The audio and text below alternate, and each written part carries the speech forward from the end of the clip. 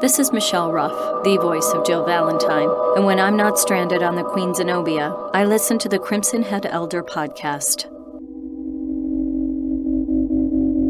My name is Claire. What's yours? Sherry. Do you know where your parents are? They both work at the Umbrella Chemical. Let me go! I'm not a zombie! What was that? That's what I was telling you! Wait, Sherry, don't go alone! But there's something out there. How can I save Sherry? Too dangerous to stay at home. Sherry! Sherry! And it's coming after me!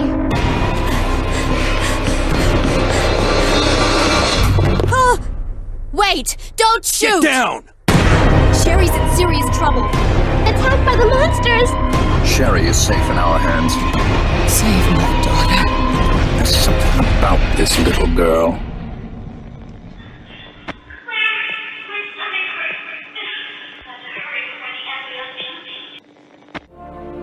I'm Lisa J. I am the voice of the original Sherry Birkin, and you are listening to the Crimson Head Elder Podcast.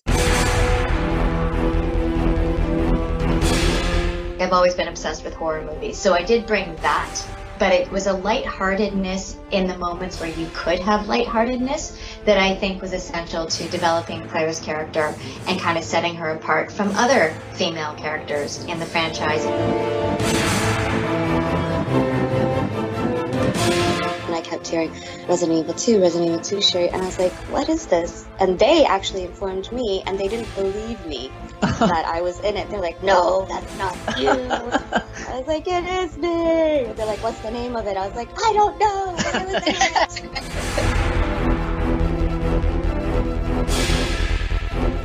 They felt a lot of pressure from fans to reach out to me. With regard to Revelations 2? No, with regard to the remake. Oh wow, breaking news. Capcom did certainly feel pressured into at least extending contact. There is more to the story.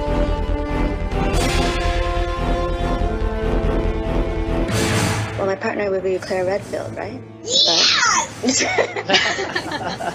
You have to understand, like, the 15-year-old girl remained friends until I was in my 20s and now in my 30s. So, of course, there were some drinks along the way.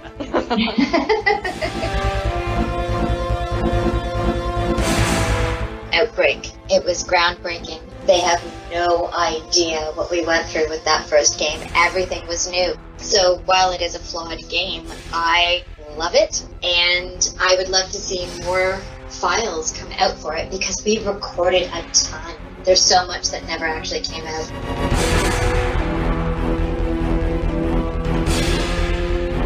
Because I couldn't take the weight of lying about it anymore. I wanted to live my life openly and freely, and all the while that I was hiding my disability, I would still get jobs. But the moment I came out, so to speak, the phone stopped ringing.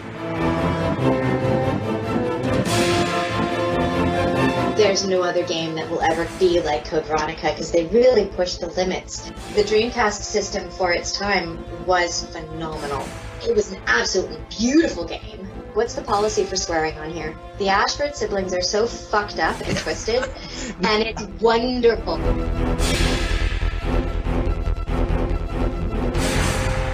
Welcome to an extremely special Crimson Head Elder podcast with two of the most beloved actresses to grace the Resident Evil series over the last 20 years. One who has been with us for the most and best part of those years, voicing Claire Redfield in 6 game releases and the CGI film Degeneration. And the other, one of the youngest actresses to voice a video game character for Capcom and Toronto Unsung Hero Award winner. So, Alyson Court, voiceover and motion caption director, iconic children's television actress and film producer, and of course the voice of Claire Redfield for 15 years. And Lisa J, Sherry Birkin in the hearts of all fans across the world, theatre and independent film actress, Best Acting Ensemble Ovation Award nominee.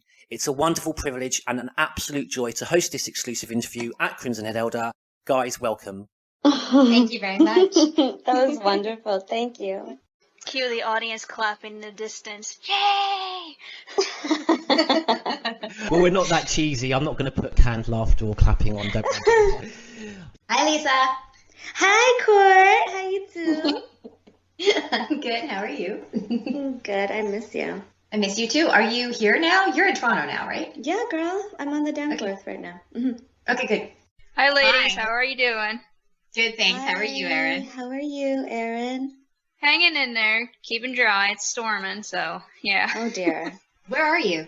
In Pennsylvania. This is like a real international call. Oh, yeah. Well, the questions we got were from all over the world. We should be doing this from Il Fornello with a bottle of wine. We should. That's what I wanted to do, but I was like, Court is so busy. So tomorrow I have the recording session all day and then a camp with the Cub Scouts for the weekend. So going from a session right into like Cub Scouts is like, which means no alcohol allowed because kids will be in my care. You're really good at that, though. So I have to drink tonight is what I'm saying. I have to drink well, call me up after the podcast. We'll see. And incidentally, Paul, I wasn't joking. I love it's a gin liqueur and it's got these little bits of silver in it and it's called Unicorn Tears. Oh. Ooh. And another fan from the UK, he's a huge Resident Evil fan, and he actually sent me a bottle. Oh, wow. Yeah, he's awesome. My fans send me things to sign. If you hadn't said he was from England, we were worried it might be one of our staff members. Let's just say got a little bit overexcited when he knew both of you guys were on the podcast, so we had to make sure we kept him well away from the podcast. It's okay if he wants to send us booze. That's okay. I want unicorn tears. I want unicorn tears. And Aaron is the Oracle Dragon, which is a lovely name. Really beautiful. So George and the Oracle Dragon. Paul, I think you got the shitty end of the stick for names. you have George and the No unicorn tears for George. I wanted to ask, actually, of all the questions we got in, there was only one that I kind of had to self-edit. Well, we got one question that said, I think Alyson is a very, very beautiful lady. Would she do a belly dance? In brackets, he said, she'll know what I mean. So I wasn't sure if he was a complete oddball or if did that relate to a character? No, yeah, he's I do know who you're talking about, and he always makes me laugh, but he's done drawings of what he thinks I look like as oh dear, as a jungle girl in a bikini getting hypnotized by a snake. I find it very, very fun and amusing, so I think he's adorable. So obviously so pleased and privileged to have you guys. I'll get straight into it. There's myself, George Trevor, and the Oracle Dragon from the site. We're going to be asking questions alternately that have come into the site that have been posted by your fans all over the world. I must say we've never had such a huge response from all across the globe, and we really have, I'm afraid, had to be very, very strict in the number of questions that we've asked. Otherwise we'd be here all evening. So if your question wasn't asked, don't worry, you never know, we may be doing another one in the future. Right, first question is from Vito from Mexico, and he asks, Lisa and Alyson, how did you come to know of the Resident Evil series? Was it the first time you had heard of this franchise when you were cast to star in Resident Evil 2? Hola, ¿cómo estás? ¿Cómo estás, México? Te quiero mucho, cantidad. I want Alyson to answer these first because I feel like I bow down to her. No, don't bow down. So to be honest, I had never heard of the franchise, and actually when we did the recording, our contracts didn't even stipulate the name of what we were actually doing. Looking back, it said adventure game or something. Yes. Yeah. It wasn't until Toy Fair the following year when I heard myself screaming from a different booth. And that's when I got to see what it really was. And wait, this is the second installment of this really popular video game franchise. Yeah. And prior to that, I had no idea of survival horror video games. How about you, Lisa? I had the similar experience. I did not know what I was getting into. I just knew that the project sounded great. And at that time, they put on, a production title called Adventure Game. And that was the first I heard of it. And then I went in, did the session, came out, not knowing what a big piece of gaming history I was to become a part of. And then years later, I would hang around like all of my friends who are really into games, and I kept hearing Resident Evil 2, Sherry, and I was like, what is this? And they actually informed me, and they didn't believe me that I was in it. They're like, no, that's not you. I was like, it is me. They're like, what's the name of it? I was like, I don't know. But I was in it. So yeah, I had a similar experience. Oh, wow. Wait. Let me go! Easy, easy there. I'm not a zombie. You're safe now.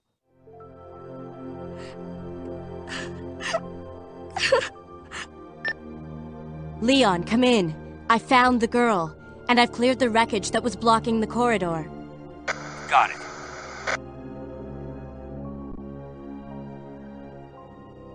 My name's Claire. What's yours? Sherry. Do you know where your parents are? They both work at the Umbrella Chemical Plant, near the city limits. The chemical plant? Then what are you doing here? My mom called and told me to go to the police station because it was too dangerous to stay at home. From the look of things, I'd say she was probably right. But it's dangerous here as well. You'd better come with me. But there's something out there. I don't know what it is, but I saw it. Much larger than any of those zombies. And it's coming after me. What was that? That's what I was telling you about. It's here. Sherry, wait! And this ties with the questions from Vosk from Mexico and show host from Ontario, Canada. All would like to know, how did you find the very first experience working with Capcom Japan figureheads such as Hideki Kamiya and Shinji Mikami? And can you remember any particular interesting, challenging, or funny anecdotes from the first recording session? This was many years ago, obviously, but I do remember that I think it was on my second recording day, not my first, but my second. And I remember these Japanese gentlemen, and they were taking pictures of behind the scenes photos and stuff, and very polite, very reserved, very respectful. So my experience was that they were very lovely, very quiet, very conservative, very reserved, and they were taking pictures. That was a little fun behind the scenes. It was just all positive and all very great. So I could build on that. Mm-hmm. And at the time, it was, we would be in the recording studio, and then in the control room, there's a big glass window. We would have the recording engineer and our voice director, Susan Hart. And then this group of like probably 5 members of Capcom would come filtering in, and they'd sit in the back row, and every line that we would record, there would be this long pause, everything would go silent, and you would see them all clustered together, and they would be talking for like 5 minutes after each line. And then you'd see this nod, and then our director would be like, okay, so next line. And so it was a very surreal recording session because we really didn't get to interact very much directly with from Capcom. But I do remember Kamiya in that session, Kamiya, who designed the game. Yeah. He was probably the quietest of everybody. He's so unassuming. He looks like Ichiro Suzuki, the baseball player, but with glasses. I have a massive crush on him. I was just like, so now we know why you've been in the series for so long. Yeah, no, he didn't. No, I was married to a completely different guy on that team. So many stories, so little time. How sad. It was a strange experience initially. And to what Lisa was saying, when they took some photos behind the scenes, they would actually come in with a video camera. Yes! So they would actually film our faces, and we had to go through English vowels. They filmed us doing A, E, I, O, U, and then we had to do the Japanese vowels and do the A, I, U, A, O. This was for them to give to the animators. Yes. So that they could animate properly to how our faces moved with what we were saying. I wonder if that was quite groundbreaking for that time. Obviously, we all know about mocap now. You may know more about this than me, Alyson, being a mocap director for Outbreak. Yeah, I think it was incredibly ambitious, and as it turns out, when you look at the animation, I mean, it doesn't look like it was actually applied, because later on when we were doing the stuff for PlayStation 2 for Outbreak, it was so frustrating for everybody on board because we were capturing at like 130, because it was more than 120 frames per second, but we were getting so much data and it would look beautiful. And then for the in-game action, they'd actually have to strip it down to 3 frames. And that was nobody's fault within Capcom. It was simply the limits of the engine at the time. And everybody there was really trying to push things. So when they were filming our faces, it was because their animators wanted to do the best job possible. And then, inevitably it would go to the people who would put it into the game, the programmers, and you'd work with the stuff the best that you could. Okay. Now, Hank Foreman, who says he had to make an account just for this opportunity, so he joined our website just because of this interview. I hope he's going to stay with us and not bugger off after the interview's finished. But he wants to ask Alyson and Lisa, how does it feel to be associated with the likes of Metal Gear Solid, Final Fantasy, and Castlevania as one of the most famous franchises of all time? I'm only going to answer this question if Frank remains loyal to Crimson Head Elder. Yes. It's Hank.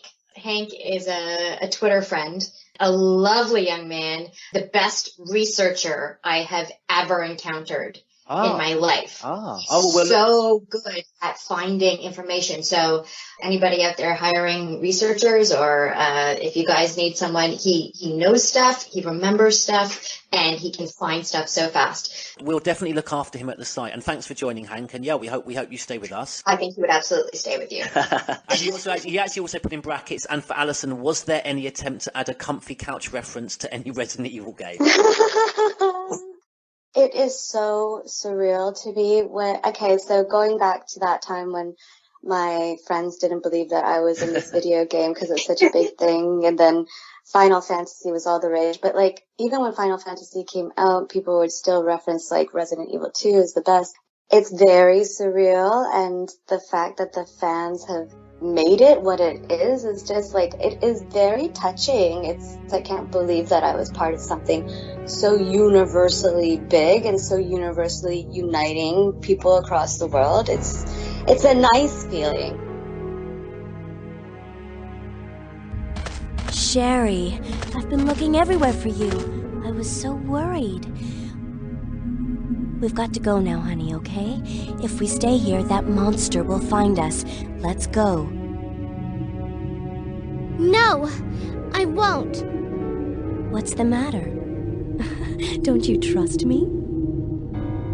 It's not that, Claire. It's because of my daddy. He's over there. I heard him call my name. Daddy must have been attacked by the monsters. I have to help him. Wait, Sherry, don't go alone! Sherry! Sherry!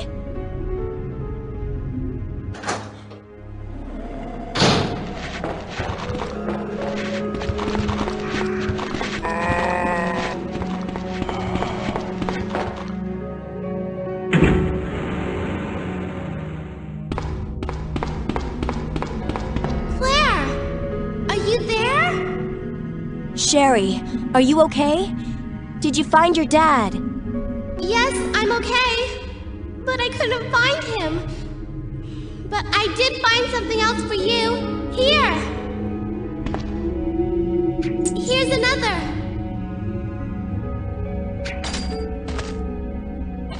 Thanks, sweetie. Now, why don't you come over here? I want you to stay with me. Claire! I can't reach the ventilation hole anymore. But don't worry, I'll find another way. I can take care of myself. Wait, Sherry, come back! Sherry! Sherry! Did we hear from Alyson about how she feels being compared to Oh, Final of course. Fantasy? Thanks, Lisa. No, we didn't. So sorry. That's okay. I'm just crying over here in the corner. That's all right. It's been amazing. It's been, how do you compare that? Like, what else could we possibly compare it to? It's a phenomenal privilege to have such a dedicated and loyal fan base out there who, despite 20 years passing, remain steadfast in their appreciation for what we did originally. And it's work that we didn't even know the fan base at the time or how important what we were working on would be to them. So to have people rally so hard and kick up a fuss when we're not respected, I guess, by the game company would be the way that some fans have put it, or not at least approached to come back, or whatever it might be. It's just, all I feel is absolute gratitude. Yeah. And to answer the question about the big comfy couch reference, yes, in Code Veronica. In Code Veronica, they had a line when Steve and Claire are on, I think they're on the plane. They think they're actually getting out before the monster attacks. And at one point, Steve was going to say he's going to eat a big steak or something. And Claire says, yeah, I can't wait to get back home and relax on my big comfy couch. They cut the line out. Oh my God. So put it in. I did record that line. Wow. Well done, Hank, because I thought it was maybe nothing more than just a throwaway little joke when he said that. Hats off to Hank. You actually recorded that line. Wonderful. I did. And they didn't use it. Wow. What was wrong? Oh, nothing. Just a giant cockroach that had to be stepped on.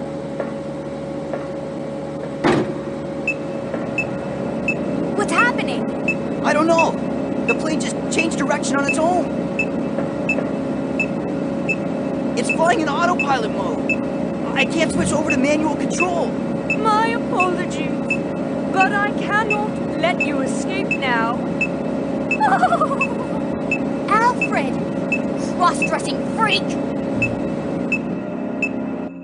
Okay, ladies, have you played any of the Resident Evil games? And if so, which is your favorite and why? This is from Vito. And he also says, which ties with a series of questions from Biohazard Valkyrie. Do you have any favorite character or games from the series? And if you had to choose one as a co-op partner, who would that be? Well, my partner would be Claire Redfield, right? Yes! Okay, I am really bad at video games. Really bad. So the closest I came to playing Resident Evil is watching my friends play it and showing me how to play. That's sometimes the best way.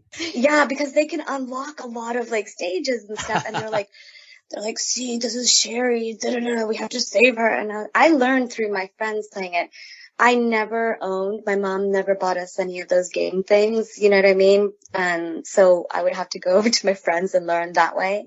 This is a tricky area for me because initially when the game came out, when Resident Evil 2 came out, my boyfriend at the time, we went to Blockbuster Video, sad face because they no longer exist. Yeah. Oh, they were the best.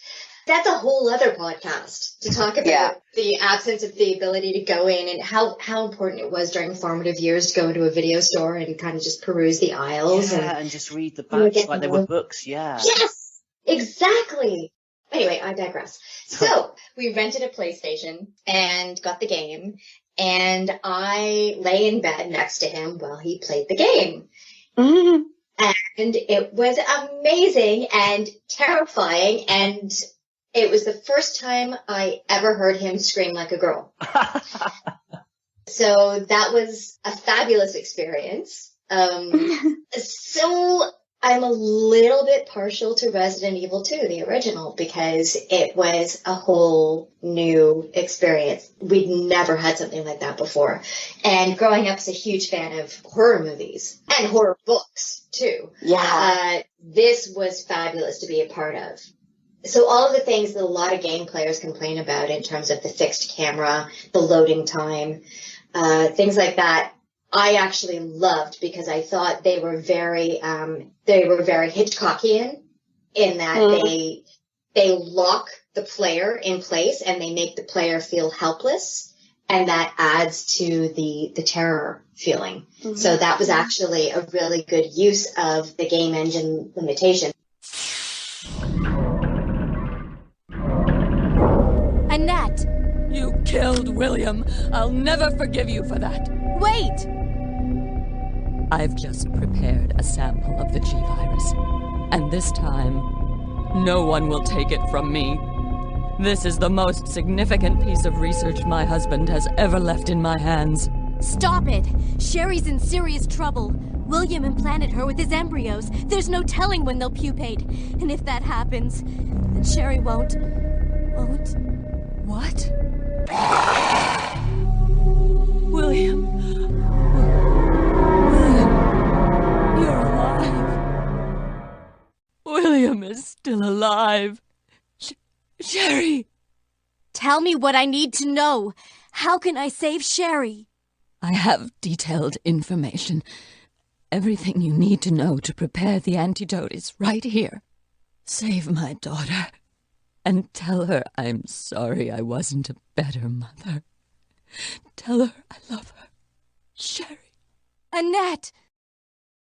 So, I am partial to Resident Evil 2. I would also say that there are aspects of Code Veronica that I think are incomparable. Like, there's no other game that will ever be like Code Veronica, because they really push the limits. I'm so pleased to hear you say that, because I think sometimes for no other reason than the fact that it's not like a named title in terms of Resident Evil 1, 2, 3 or 4. Code Veronica sometimes doesn't quite, not necessarily get the credit, but doesn't quite get the exposure it deserves. But I love Code Veronica, and I was very keen to know about your experiences with that game, but we can come on to that at a later date. Yeah, no, I would just say that Code Veronica, I gotta say the Dreamcast system for its time was phenomenal. And it's unfortunate that things did not work out. Yeah. But it was an absolutely beautiful game. And the gameplay, the just pushing the bar in terms of the action and the quality of the visuals and the intensity. And hello, Alfred? the Alexia and the Ashford siblings are so... Hold on, what's the policy for swearing on here? As long as it's the artists we're allowed. We're not allowed to swear, but you guys are.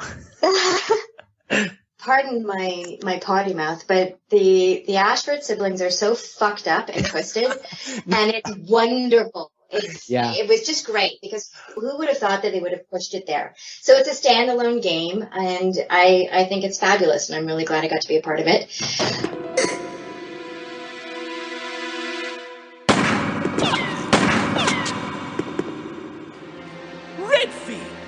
How dare you interfere with my operation? What are you talking about? You let yourself be captured so you could lead your people to this base. I have no idea what you're babbling about. You don't fool me. I am Alfred Ashford, commander of this base. Oh? You must be one of Umbrella's lower level officers if you're in command of a backwater base like this one. How dare you! The Ashford family is among the world's first and finest. My grandfather is one of the original founders of Umbrella, Inc. Now tell me, why have you attacked this installation? Attacked? Shortly after you arrived, my base was attacked. You must have informed your people of its location. I still don't follow you. I really don't know anything about that. Unacceptable! How can you deny it? My base has been destroyed. And thanks to you, the experimental T-virus was released, creating countless zombies and monsters. The one I'm most proud of, though, I have to say would be Outbreak. But again, that's a conversation for a different day. And yeah, who would be my tag team mate? Well, I think there's a lot of merit in terms of Claire tagging with Sherry, because Sherry, not only does she have youth on her side, she's also got super smart parents. You know that she's brilliant, and she also happens to be carrying all that stuff inside her. Right. Sherry's unconscious.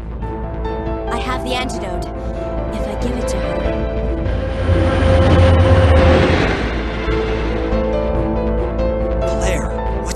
Not now. Come on, Sherry, wake up. Wake up. Please wake up. Claire?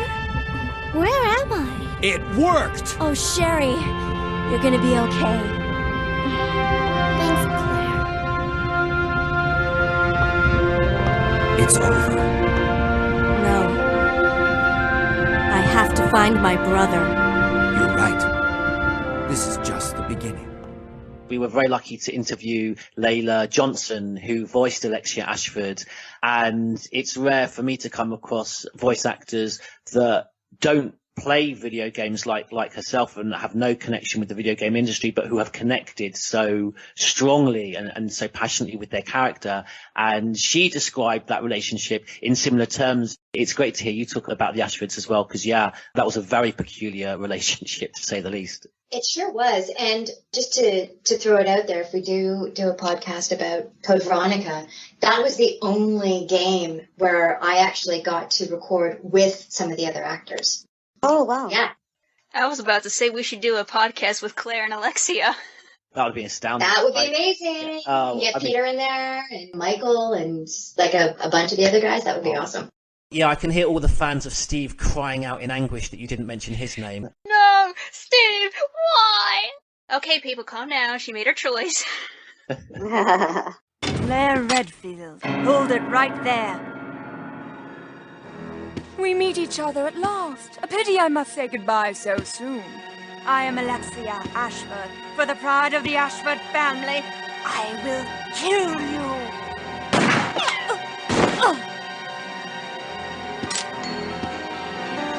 Wait! What's going on? Steve! A secret door! After her! Are you okay? I'm fine. It's just a scratch. This must be...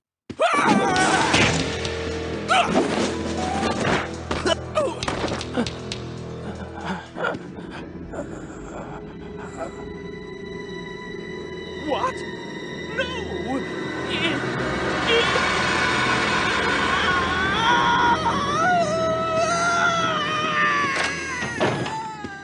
Wait a second.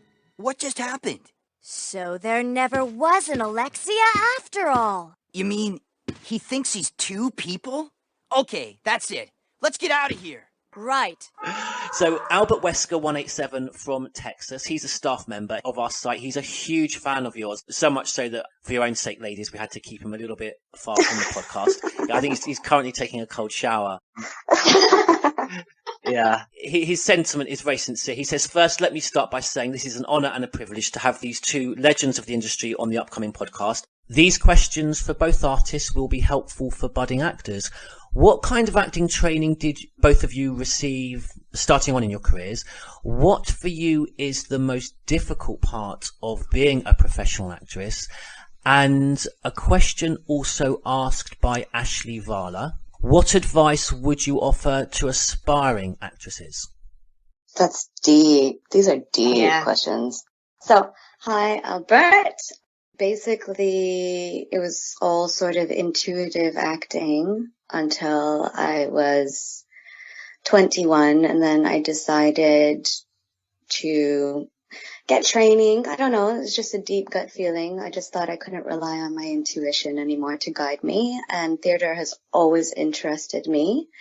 And so I headed to New York and studied at the Stella Adler studio there for a summer, and then I moved back to Toronto and thought I was not going to be acting anymore, tried to give up on it, but then I ended up loving it too much, and I went to study full-time and accepted a scholarship at the Stella Adler Academy in Los Angeles. So my training is there. But before I went to Stella Adler, I studied at the Second City in Toronto, and I think that has been so imperative to like my voice work and my stage work and honestly in my personal life. And Albert goes on to ask, what for you is the most difficult part of being a professional actress? Paying my bills. Preach, sister. Come on.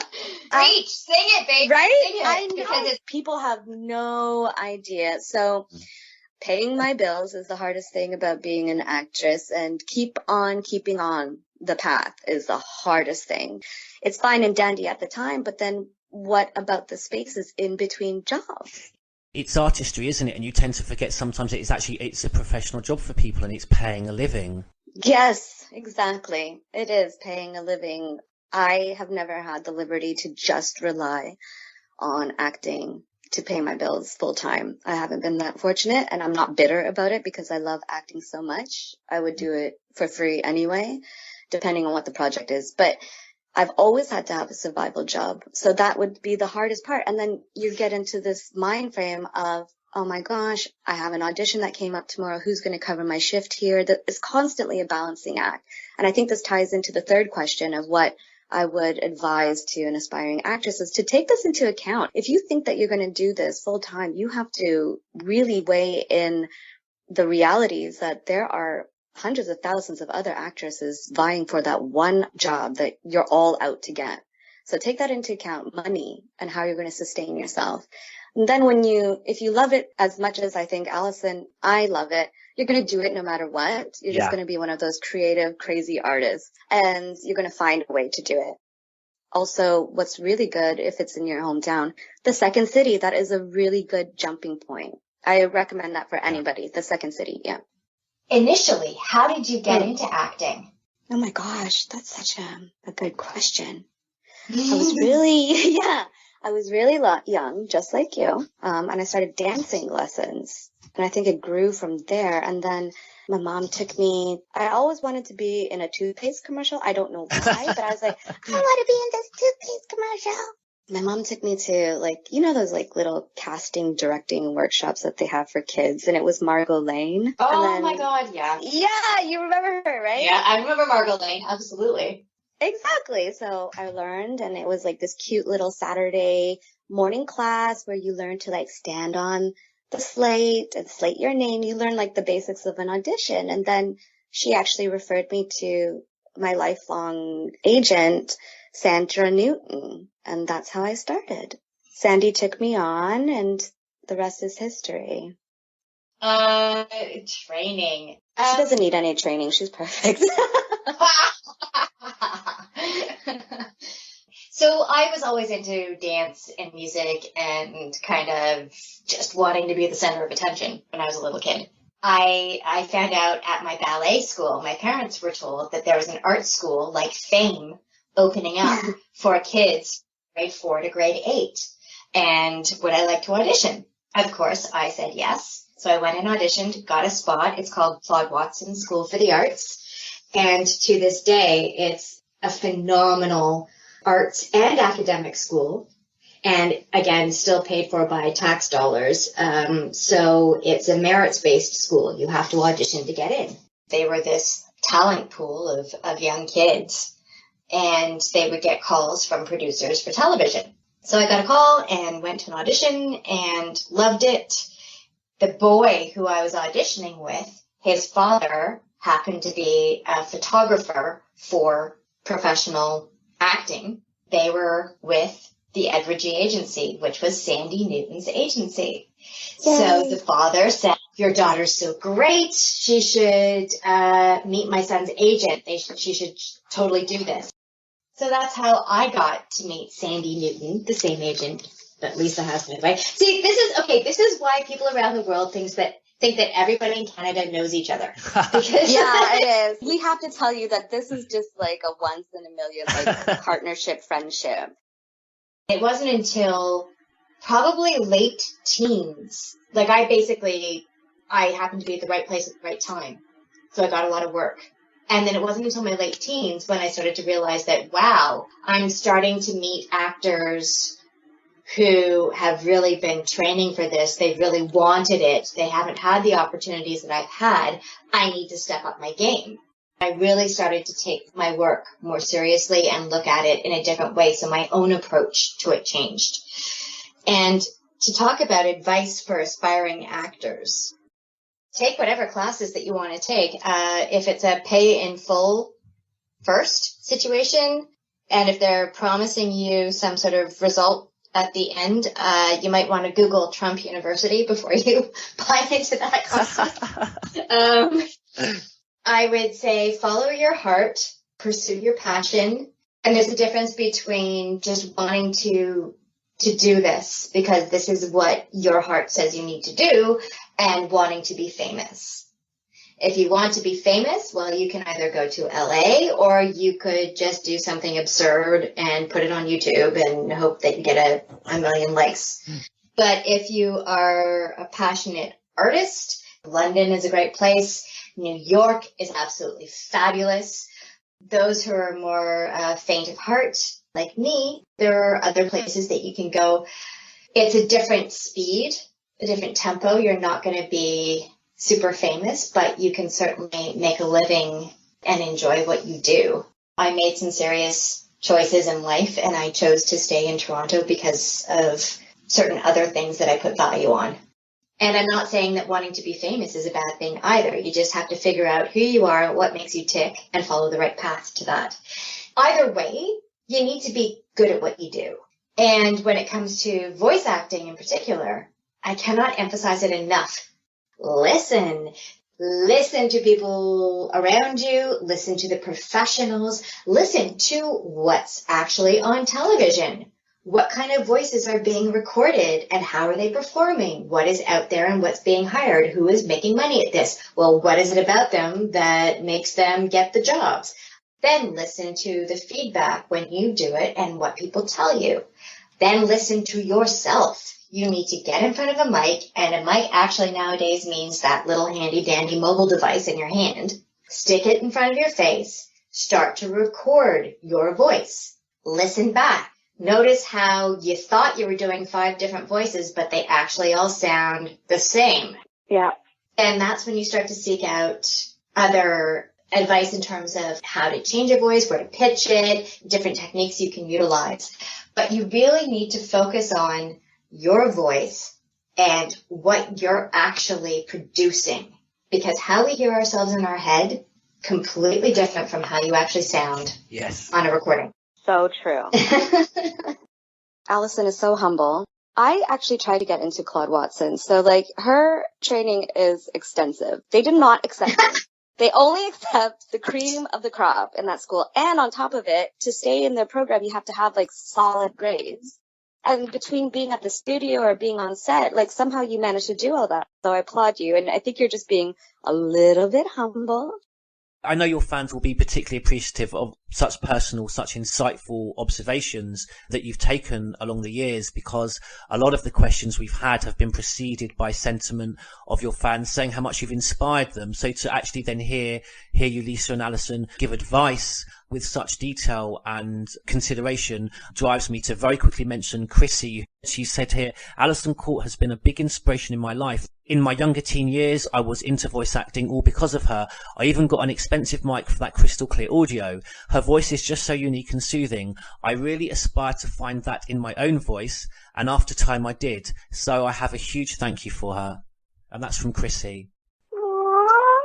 Chrissy, thank you so much for wanting to contribute a question to this podcast, for continuing to follow my career and be interested, and for sharing your thoughts on the whole thing. I am honored to have inspired you in such a way.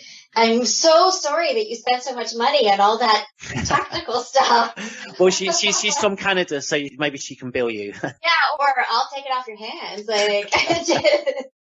It's a tough nut to crack, but don't give up on yourself. And the main thing is to practice what you do. And it's never been cheaper to actually get your own demo recorded and to do the legwork and the research and the practice and the training so that you can have a decent demo to upload to places like Voice Bank, or if you are an ACTRA member, an even better site is the voice.actraonline.ca if you're going to be a Canadian voice actor. What I'm saying to people is use your home equipment, use what you've got to get a demo up and out there. It's not a threat to us in terms of us as actors, because here's the idea that people need to embrace. As an actor, if I'm looking at it, me against all of my other voice actors, I'm an idiot, because nobody brings a production to Toronto just because of one actor. It just doesn't work that way. And if you're wanting to solicit long-term contracts with companies from all over the world, you need to have a very deep and a wide talent pool. So it matters to me that my fellow actors are super good. Yeah, I might not get the job this time. One of them might get it. That's not a bad thing. It's a good thing when producers have choices. I'm kind of going to echo on the same vein as Alyson said. The fact that we're living in such a wonderful technological savvy age, it makes it so accessible to break into the industry where there was only like a select few. I agree. You get your equipment. I wouldn't spend hundreds of thousands of dollars or even thousands of dollars on it. Get your demo out there, upload it to Voice Bank, and then like you can break in easier that way. Alright, this question comes from Crimson Elder, and he's from Wales. He states, I cannot wait to hear from these two legends. A huge thanks to both Alyson and Lisa for taking part in this interview. Lisa, you were 15 years old when you recorded your lines for Capcom. That would make you the youngest voice actor to portray a Resident Evil character. I am curious as to the process that Capcom took for someone so young. Was it a fun experience for you at such an age? I bet you were very popular with your friends at the time. Hi, Crimson. Thank you for the question. We wouldn't be quote unquote legends, and I'm humbled by that title you've bestowed on me and my colleague. Thank you. It was an absolute riot of a time. It was so fun doing it again because it was under like a production title. I didn't know what I was getting into, but it was so much fun. And it was also a test to my acting chops when I had to go there, go to dark places. I know I struggled like a couple minutes because it's scary to go to these dark places, you know? And it was just a fun time. So then it comes out, and I still assume that this is called adventure game. I'm keeping my ears open, listening for adventure game. And remember, I wasn't a gamer. And so how I came to hear about it, all of my girlfriend's boyfriends, and they're like, yeah, Resident Evil 2, and then I hear Sherry Birkin. I was like, no, that's not the title. And I told you they didn't believe me. So at that time, it didn't really hit me how big this is. Years after years, with the reception that it has now, and having you guys showing me all this love 25 years later, that is a very joyous experience. Just 15 at the time. So it must have been quite daunting, no? I know that it was an audition that I had to go through a couple audition processes, and it was a project that I really wanted. Up until that point, I had never done anything like mature like this. And I thought it would be the best bridge into, like, you know, establishing myself as more of an adult voice, because up until then I was just like doing the baby voices and stuff like that. And so this was a really good bridge, and I really wanted the job. No, I wouldn't say it was daunting because I wanted it so bad.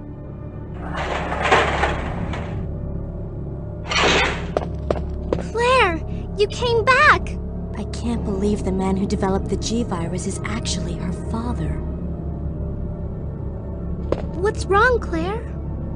It's nothing. But I think I found a way out of here.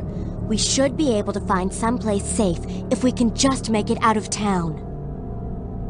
But... Don't worry, I'll protect you. I promise. But you have to make sure you don't leave my side. My stomach... it hurts. Don't worry. You'll be fine. Come on, let's go. Claire, my stomach hurts. Hang in there, Sherry. Her forehead's burning up. I've got to hurry before the embryos pupate. JC Wesker from Bristol, my own city in England. Lisa, Sherry Birkin is a 12-year-old girl and has something of a tragic origin story. Not only is she caught up in a zombie outbreak, but also her own father, William, having injected himself with the G-Virus, is now in pursuit of Sherry. And the reason he's doing this, it's because he's trying to find a host who's compatible for G-embryo implantation. So, JC Wesker asks, how aware were you of such plot intricacies at the time of recording your performance? And how did you manage to find a beautiful balance of emotions leading to a character who we genuinely want to protect? Thank you for that question. It's a beautiful question.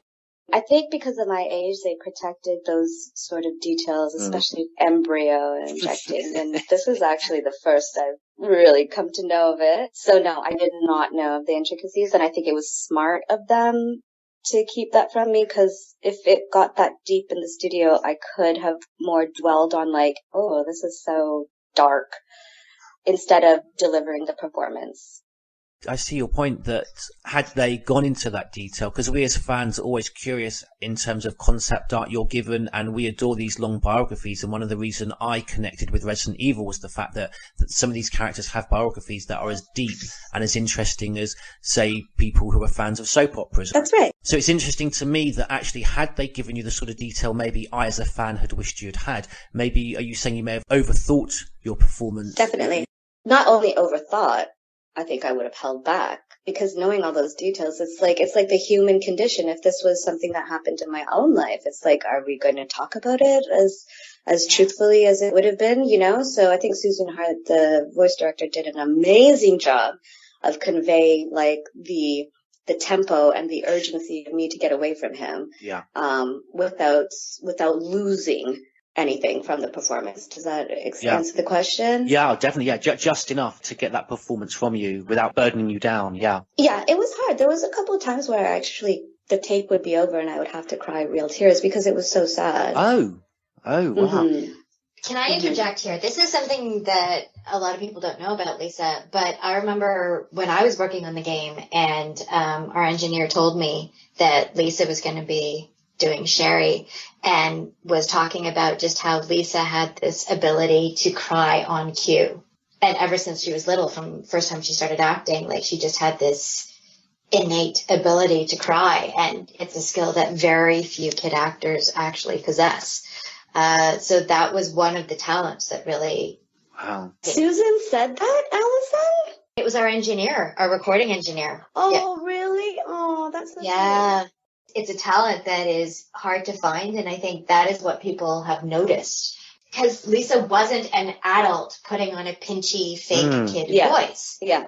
But she also had an emotional depth to her that kid actors often don't have.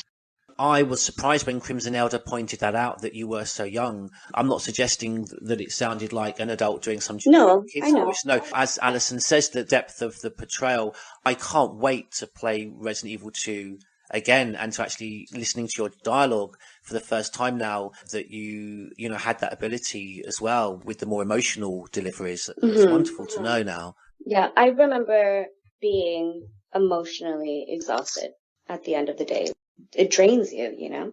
So thank you for that compliment. Thank you so much. Thank you, Alyson. You're so sweet. Mom! Mom! Sherry, you have to escape. I know I've been a terrible mother, but I still love you. Forgive me.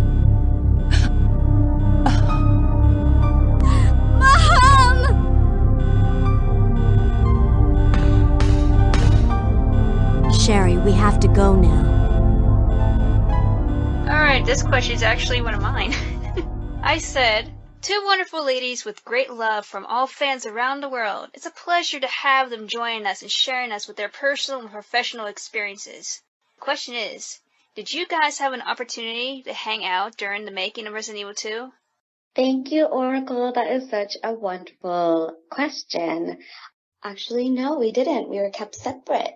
But I knew Alyson was playing Claire Redfield, and I've always looked up to her. She might get embarrassed by me saying this because she's so humble, but she was always like this little legend, eh?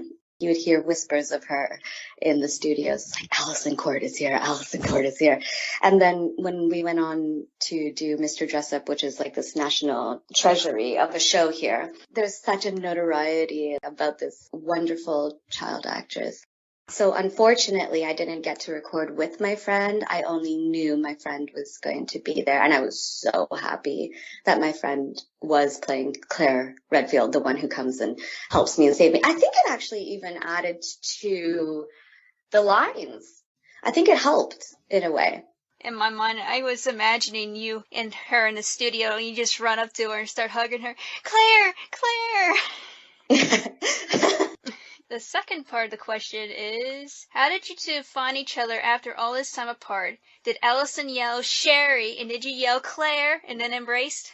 Oh my goodness. Okay, so there's a picture of us on Twitter. I am a true believer in like the stars aligning and everything. So I had just gotten back from Los Angeles and my friend was in town from Los Angeles and I was like, there's these actor awards, let's go. And another good friend of ours, Julie Lemieux, she won an award for Best Voice Actress of the Year for a show that Alyson is directing.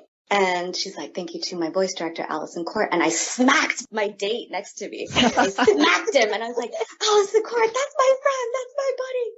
I was like, is she here? We got to find her. It was the after party and I was like, I want to see Alyson. I want to see Alyson. I bumped into Julie, walked around, and then it was like literally the end of the night. And through the crowd, I saw bodies moving and then I saw this beautiful radical dress on. It was so beautiful. And then this beautiful face. And we literally saw each other through people like dancing in the middle. And it was literally both of us screaming at the same time. And I just ran up to her and we just like hugged each other. And that was the first time I'd seen Blade in like years. And so it was just such an emotional moment. It's a lovely photo. It's wonderful. Yeah. We were like, let's take a picture. And then as soon as we took the picture, she's like, I found my Sherry. And it was just such an emotional reunion. We've been in touch ever since. We went to dinner and we're doing this now. It was meant to happen, don't you think? When I saw it, the thing that just got me, just the warmth between you guys. It's always been there from day one. It's always been there. There were several aspects of our lives that intertwined. So we did have a lot of time to spend together and socialize. Yes, Lisa and I would spend time together both in studio and socially, but not necessarily during the time of Resident Evil 2. But since then, absolutely. I would hope not, taking a 15-year-old girl out drinking. No, not at all. No. It would be like, let's go have coffee, let's go have lunch. And then you have to understand, like the 15-year-old girl remained friends until I was in my 20s and now in my 30s. So, of course, there were some drinks along the way. Now, Bloody Eye from Missouri, he asks, Alyson and Lisa, what do you feel you brought to the characters of Claire Redfield and Sherry Birkin? Which ties in with a question from Alan Wempe Mao from New York, who also would like to know, what influences did you bring to your respective roles? At the time, when I was not familiar with the game franchise, I was doing a lot of cartoon work at the time, certainly X-Men, but I was also traveling around promoting the Big Comfy Couch. So being the face and the poster child for a preschool show was very heavily ingrained in me at that time. So I guess in terms of what I might have brought to the role, I don't want to say a lightheartedness. I think, if anything, I brought a lot of attitude to the role. But it wasn't just like the brash, I'm tough as nails attitude. The Claire that I really enjoyed voicing was someone who wasn't like every other video game character. She was a regular person with a good heart, her own skill set that wasn't necessarily high-grade military training, but very much a fish out of water in the circumstances that face her in Raccoon City. And I love that aspect of Claire because I find that, as things have continued, where we find Claire now, if I can reference the online meme of Grumpy Claire, which I thought was hilarious. I've watched Grumpy Claire. It is hilarious. Well, apparently when they released the image of what Claire was going to look like in Revelations 2. Oh, yes. Which I did not voice, it instantly hit as Grumpy Claire. And I have to say, I thank the game makers for not continuing to use my face, but have it voiced by somebody else, because that would be just kind of icky. So I appreciate that they did give her a very different look. I have no doubt that the voice actor that they hired to do Claire did a great job. I am sure that she did an awesome job and did what she was directed to do. I want continuity, and I think it ruins the integrity of the characters when they recast. Well, I brought my own personality, which I think if I had known the importance of the franchise, I probably would have taken it too seriously at the time. What's nice, and certainly as a horror fan, like I've always been obsessed with horror movies, so I did bring that to the performance as well. But it was a lightheartedness in the moments where you could have lightheartedness that I think was essential to developing Claire's character and kind of setting her apart from other female characters in the franchise and in video games in general.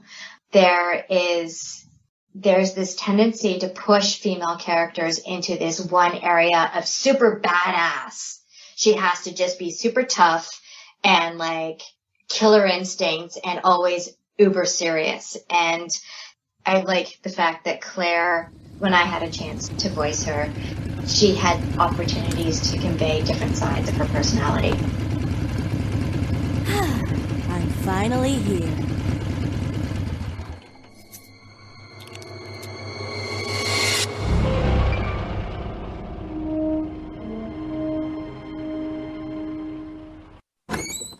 Hello?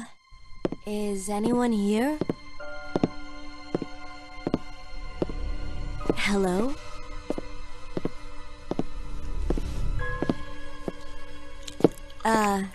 Hello?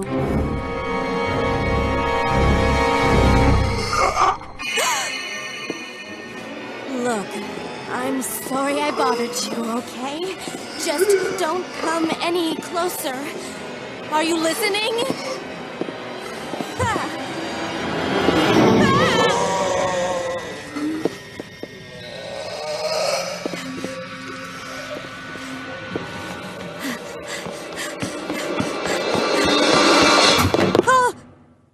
Wait! Don't shoot! Get down!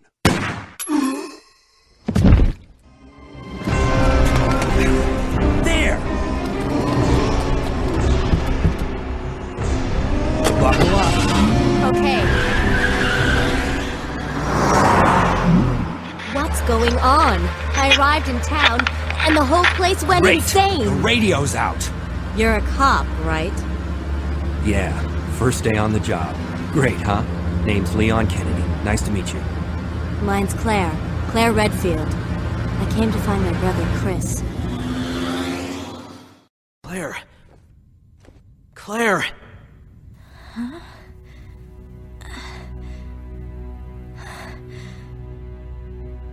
Chris? Chris!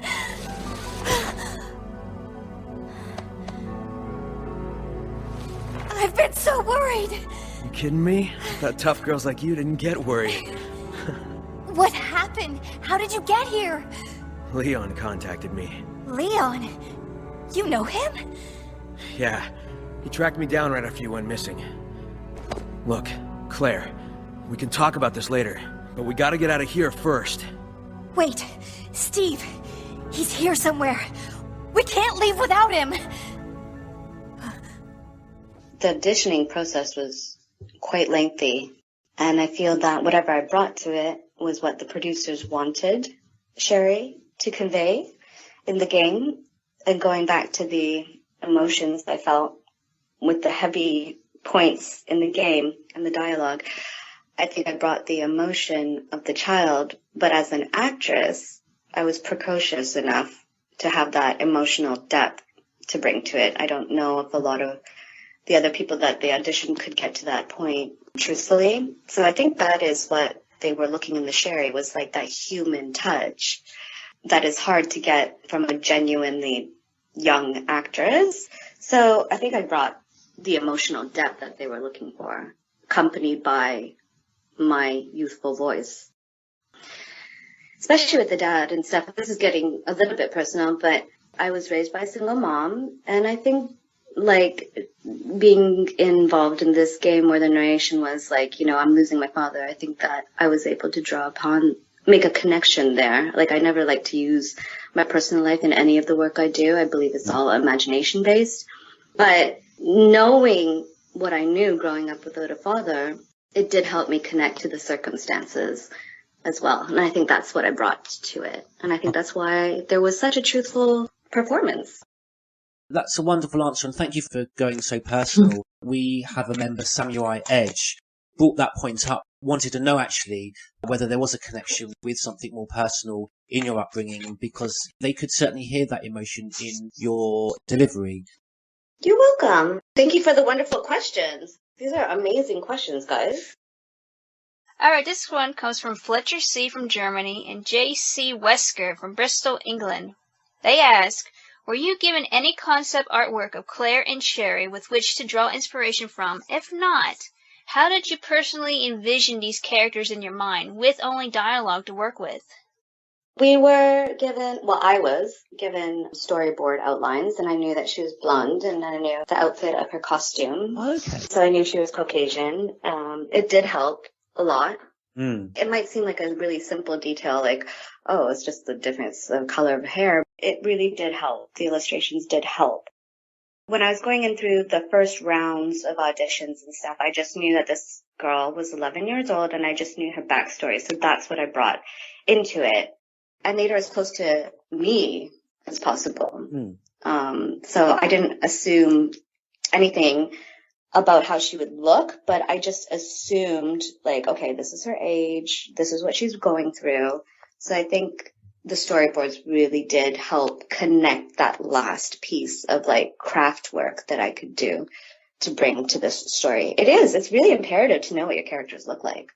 I've always been quite exasperated in these interviews when we've heard artists playing very deep, long-standing characters with huge fan bases, and they're given very, very little biography, and we don't always hear that they're given the concept art. So yeah, it's not always about production values.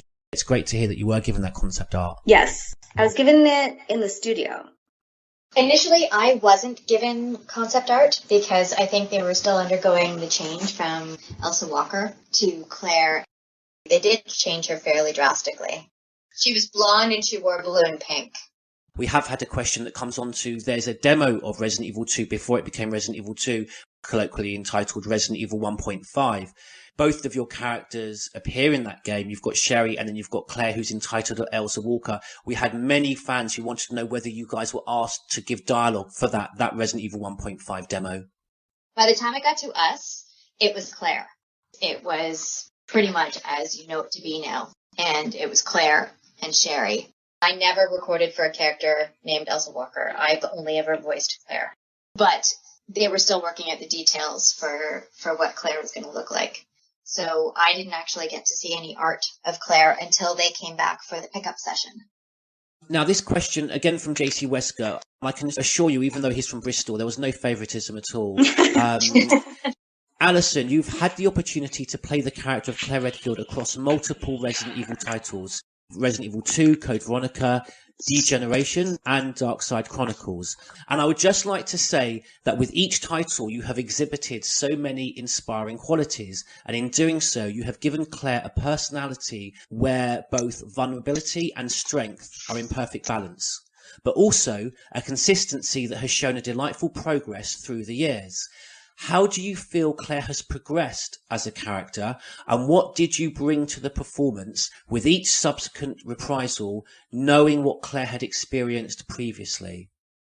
Well, first of all, thank you very much for the question and the way that it's phrased and the accolades. That's very kind. It's been a great privilege, but it's also been frustrating, and I know it's been frustrating for fans too, because we did the two games. We did RE2 and we did Code Veronica. And then the movie was really the only next installment. Everything else was sort of a side. That's a very good point. I didn't appreciate, of course. Yeah, it was side story, or it was going back and basically telling the same story again, but just in a different way and a different style of gameplay. Yes. So I didn't have as many opportunities to really progress the character as I would have liked. But Degeneration was a great opportunity because the movie still allowed Claire to not only have matured and gained more life experience, but they really did allow the character to bring out some of those classic qualities that we all love about her, which is her sense of humor. Again, fish out of water. She's in a situation where she's actually having to use an umbrella, right? Like, there was humor, there was intensity, there was Claire's ability to just kind of keep her sense of humor and her wits about her in a very, very stressful situation. And so I'm really glad that we got to do that movie. Where's Frederick? Dead. No vaccine data, no nothing. The same as Raccoon City. What? Frederick said it. Even you couldn't convince countries to invest in the development of the insufficiently researched G-virus. What are you talking about? You know, at first, I didn't suspect you were connected with this terrorism, if for no other reason than you were in the airport terminal when the event occurred. But you had a motive for causing all this. Stocks. Will Pharma stock tanked because of our accusations. You were afraid that the situation would turn out the same as it did for Umbrella Corporation, so you needed an excuse to use the vaccine. Now, wait a minute.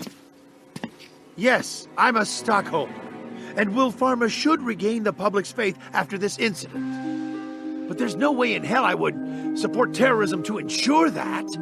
First of all, what is the G-virus? I've never even heard of it. I know you ordered Frederick to dispose of the G-virus when you called him.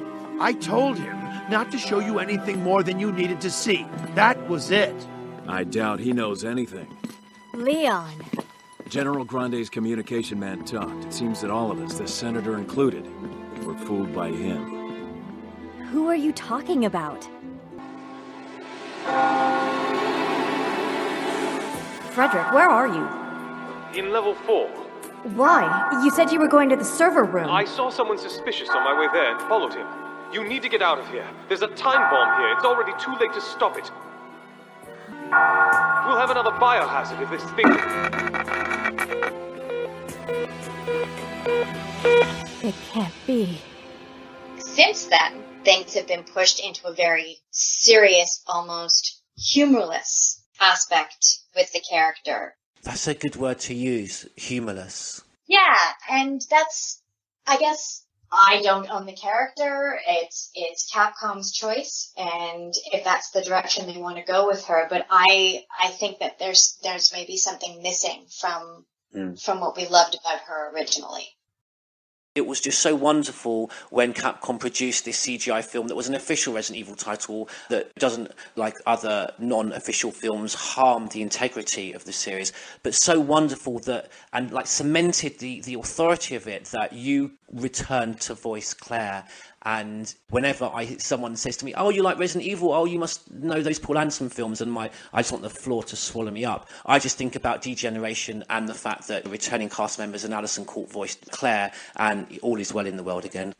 Well, thank you. I was incredibly surprised when they got back in touch with me after those many years to voice her for the movie. So it was...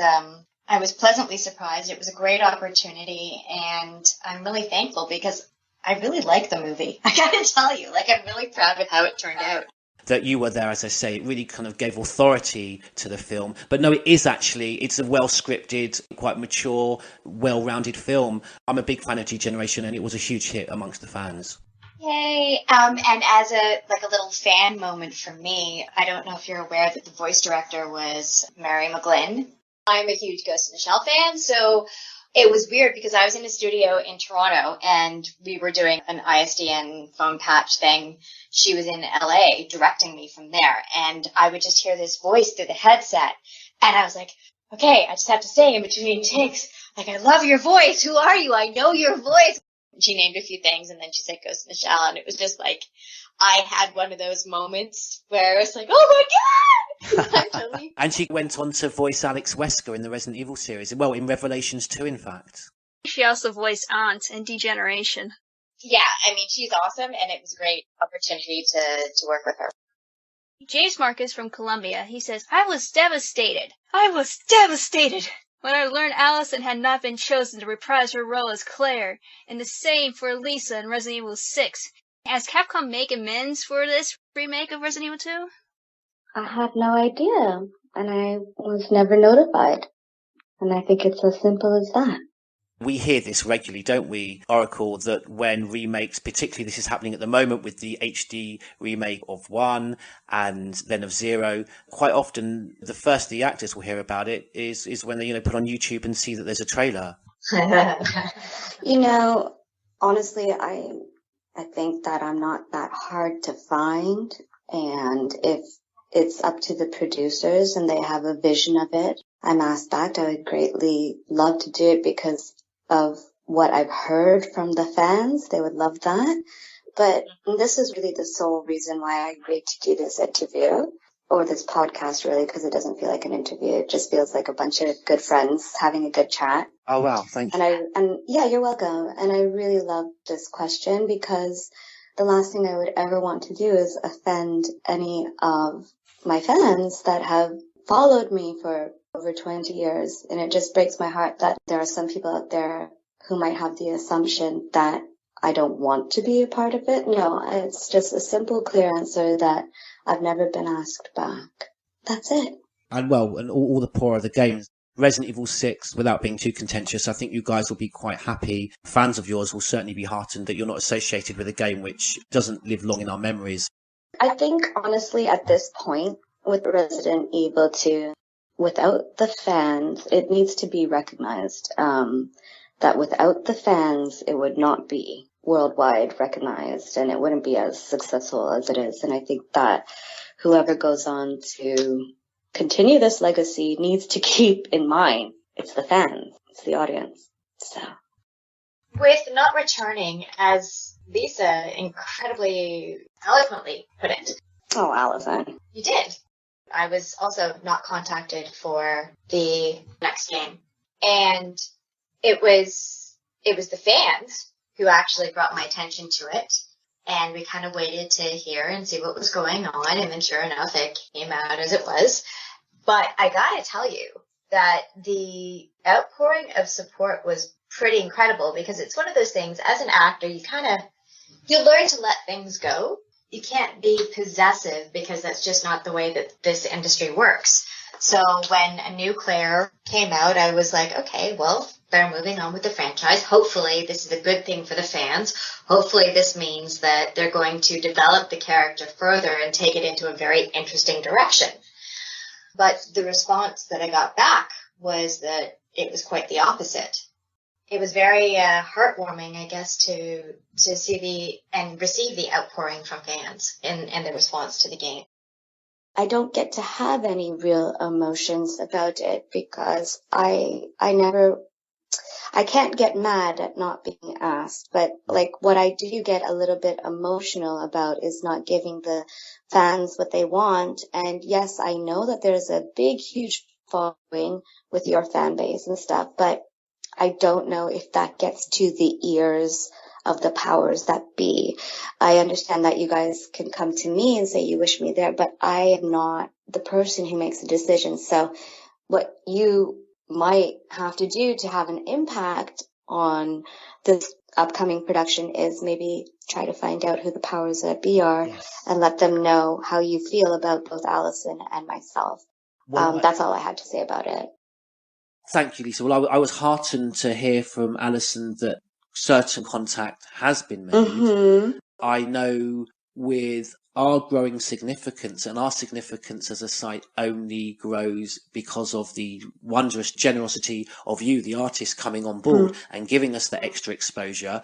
That then allows us to reach out to people, for example, like Capcom UK. Yes. Yeah, the huge desire to see Resident Evil 2 made correctly, and one of the main ways that can be made correctly is to bring back the artist that made it so successful in the first place. Yes, okay. Well, thank you. I just wanted to reassure your audience that it's not from a lack of want from my end.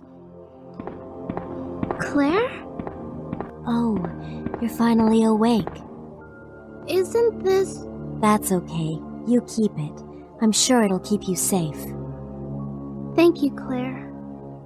Even though I'm an only child. Neither of my parents ever spent much time with me because of their work. I grew up alone, but now that you're with me, I finally have someone to rely upon.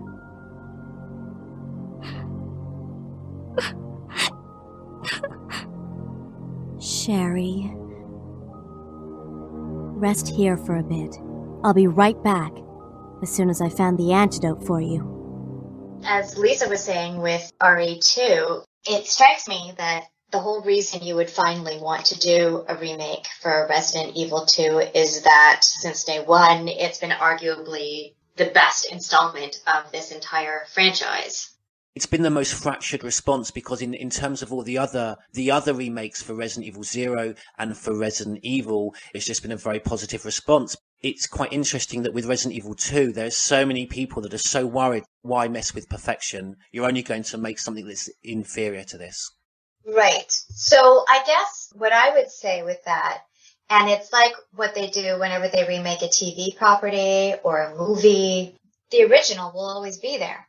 So let's be thankful that regardless of what they do with this remake, we always have the original one to play, and we can completely ignore the remake it comes out and it's total crap. Are you alright? What happened? Get away from me. You just want my husband's G sample, don't you? But no one will take that away from me. No one. Husband? Then you must be Annette. How did you? We don't have time for that. Sherry is lost somewhere in the sewer system. I have to find her. What? I told her to go to the police building. Why is she here? Now Sherry and the G sample are both in danger.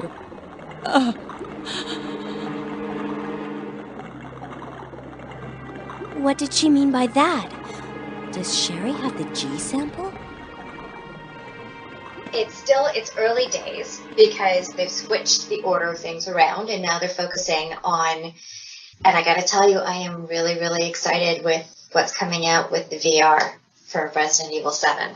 Yes, yes. I've made myself a strict promise that in the interest of time for you guys, I'm not allowed to mention Resident Evil 7. Well, I just went there and I gotta tell you, I'm pooping my pants. I am so excited because I've wanted Resident Evil to go there for so long. Well, basically with virtual reality, my only interest in virtual reality was if we made a horror game. I'm a huge Doctor Who fan, so I would love to make a Weeping Angels game for Oh my VR. word. Are you just hearing that idea? Like, it would be so good. Yeah, just the fact you're a Doctor Who fan. I've just had to shut down in my mind about 1,000 questions that came into my brain and then, no, not now. Yeah, future podcast. Take it away. Make note, and we'll come. Because the Weeping Angel's interesting. I just want to say it's one of my favourite episodes, and it's interesting that he doesn't actually appear in the first Weeping Angel. He's hardly in it, the Doctor, during it. That's right. Yeah. Sorry, Lisa, I'm not going to get nerdy in a Doctor Who, sorry. Oh, I love Doctor Who. I haven't gotten into the new ones, but we used to watch the old ones. So, with regard to the remake, I want to let fans know that when the word first got put out that it was going to be remade, and that YouTube video was posted, and everybody started sending me messages and whatnot, that was awesome. The fans were amazing, and clearly they had an impact, both with the feedback from the Grumpy Claire game and the announcement of Remake, because all I can say is that Capcom Japan initially reached out, okay? And I think they felt a lot of pressure from fans to reach out to me. Sorry, with regard to Revelations 2? No, with regard to the remake. Oh wow, this is breaking news. So, I'm not going to go any further.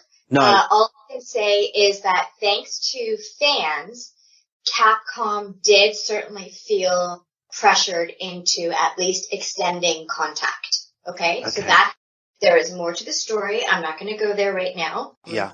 But your fans listening certainly need to know that they were heard insofar as the initial contact was made. And for anybody who thinks that Claire was cast with a different actor because I said no, that is not the case. As Lisa pointed out, we simply weren't contacted. Absolutely not. Revelations 2 is in the past, but just in terms of a development stage, would Capcom have already now contacted the voice artist that they may require for Resident Evil 2? Do you think it's at a stage where they would have already contacted? What I will tell you is that it's not Capcom making that decision. The way that it works, different companies get the contract to do different things. It's like subcontracted out. That's right. I can tell you that that would likely be a big part of why Lisa and I weren't brought back. Am I thinking on a naive level to get frustrated when I think it doesn't matter how large and multinational a company is, there's going to be executive producers and creative directors that are going to want the product to have a certain integrity, and Capcom, the custodian of Resident Evil, would they not want to have this continuity for the fans? I can't understand why. Or is that just thinking rather naively, and is it really just simply down to, pounds and dollars?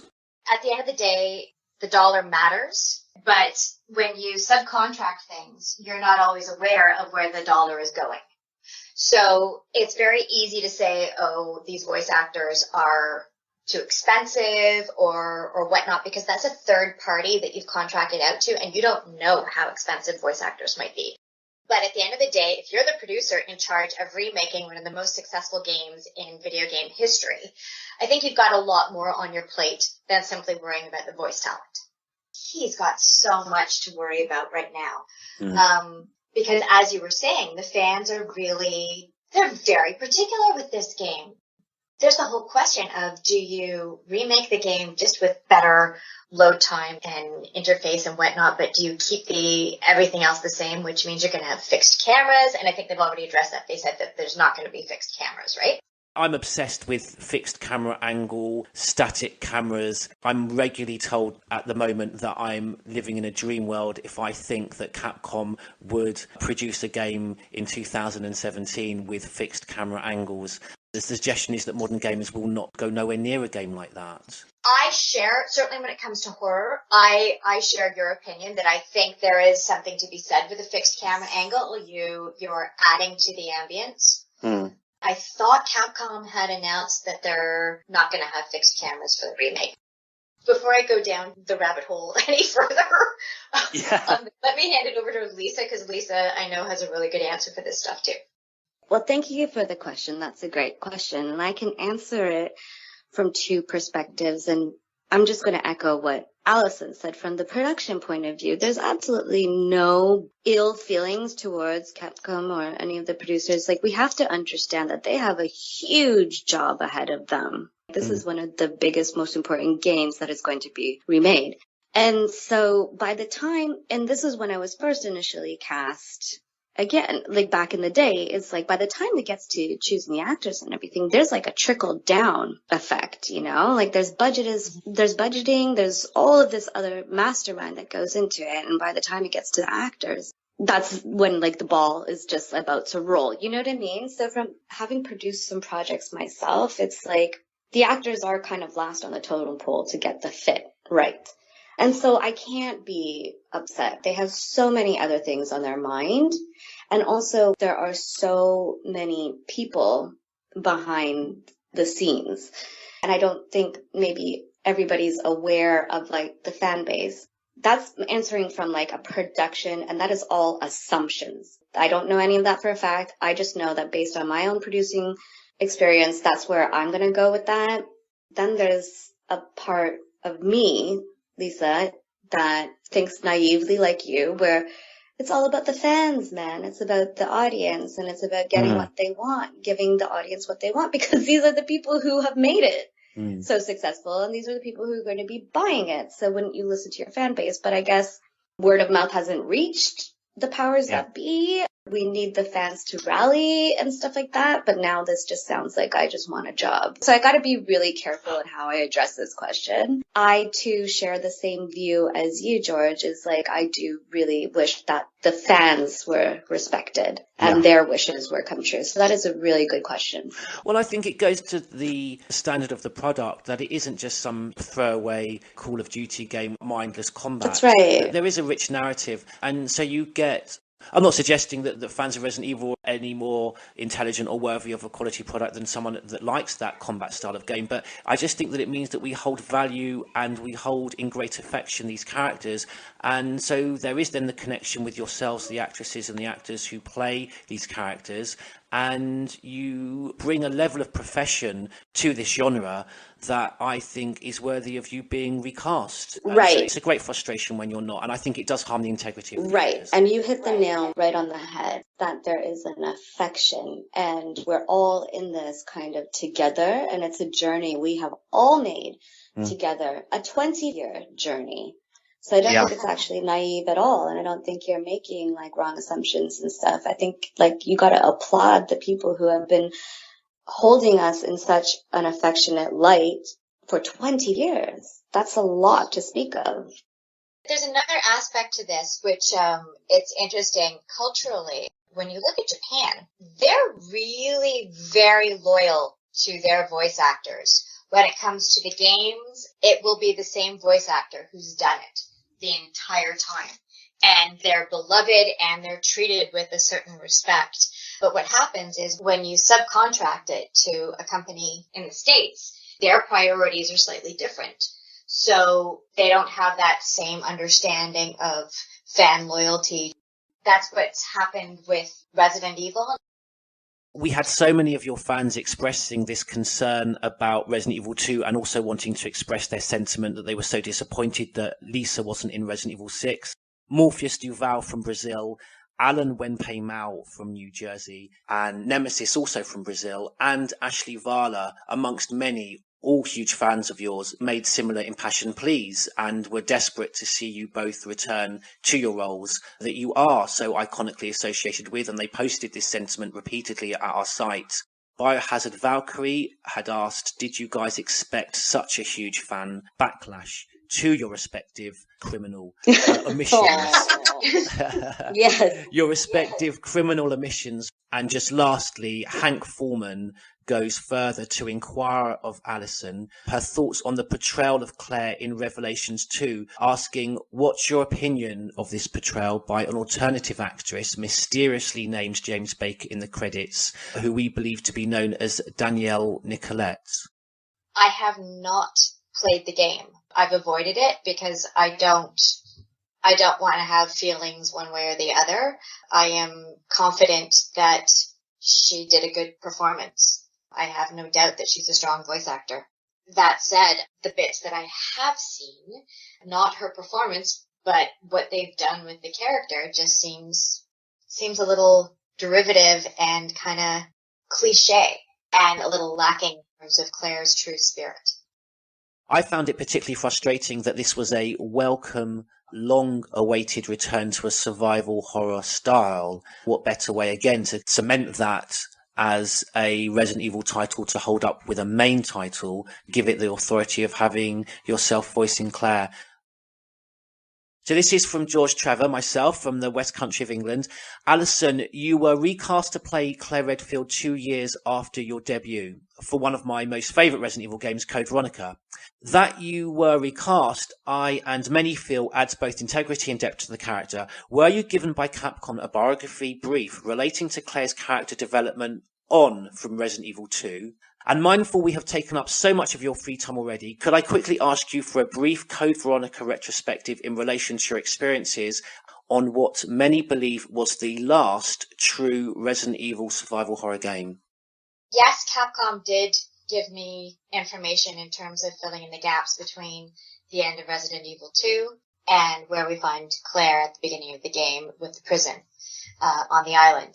So there was some backstory because obviously she's a little bit grittier when we find her in Code Veronica. So yeah, they were good at giving me a sense of who she was now as a character and how far she'd come.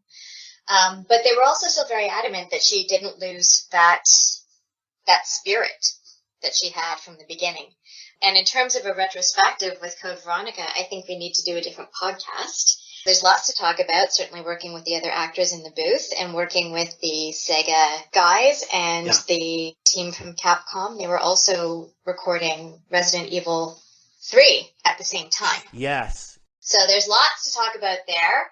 and lots of personal stuff to go on because, of course, Code Veronica leads then into my marriage and everything else like that. So that would be a conversation for a different podcast.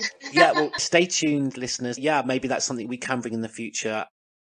Okay, so on to the next question we have here for Lisa. And this question comes from Crimson Elder. Lisa, 2 years after your work on Resident Evil 2, you recorded some lines for Dino Crisis, again with Capcom. Since those 2 games, you seemed to have moved away from video game voiceover. Is there any particular reason why? Thank you, Crimson. Thank you for that question. When it comes to auditioning and stuff, I don't get the choice in what I audition for. I get the breakdowns and stuff, and I guess after that, and by that time I had taken a personal liking to doing video games because, like, it kind of gave me a lot of street cred. As long as you convinced the people it was you, though, with your friends. Exactly. And I would love to do video games again. But again, it's like I don't have the choice in what auditions come my way. Now, again, if there are games out there that auditions come my way or if roles come my way, I would love it. I didn't walk away. They sort of dried up, I guess. Didn't come my way anymore. Yeah. Yeah, the industry changed here for a while. And can I add to that? One thing I would have loved to do is I would just love to do like a meet and greet with the fans. I would love to go to Comic-Con or something. And those things never came my way. And again, like I don't have the connections to the powers that be to say these things. So I don't know how it happens. I don't know how actors end up there, but these are things that I genuinely would love to do. I would love to do more video games, and I would love to do meet and greets at Comic-Con or something like that. I would love these things. I'm very restricted on this little island over here in England, but I was going to say at the very least I could certainly introduce Lisa to Capcom UK for when EGX, the largest European games con held in Birmingham. A dream for me would be Lisa voicing Sherry in Resident Evil 2, and we can get you down to EGX when Capcom UK promote Resident Evil 2. These are all of the things that I would love to go to and be there and greet the fans, but I have never been asked, ever. It's the games cons themselves that directly, I imagine, contact the artists. Yeah, through their agents, I suppose. Well, in the States, I know a lot of voice actors have con agents. These are agents that actually specifically solicit these conventions and book them for their talent. Like, it's such a strange thing. That is in strange, my mind. yeah. I know, doesn't it? It goes. It's so not Canadian. It's so worky. Yeah, it's so not Canadian. Like, it goes against my sensibilities. Just it's like, if somebody wants me there and they asked me to be there, I'm like, oh my gosh, that's so that's so lovely. Thank you for asking for me. Exactly. But the idea of an agent like soliciting that work, no. When you say it's not Canadian at all, are you sort of drawing parallels with that sort of English reservation? Yeah. Maybe opposed to an American direct bombastic approach. Right. Yeah, very much.